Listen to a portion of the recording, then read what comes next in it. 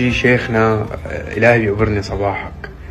هي النقطة الأولى. النقطة الثانية شيخنا بلا مزاودة يعني دقنك رهون أنت، يعني الدقن باين بتوزع علم على البشرية، بس أنا عم خبرك جبل الأعراف مش مثبتة إنه هي بالجنة، هي بعد محل نقاش جبل الأعراف وين أو هو ليه موجود بالضبط.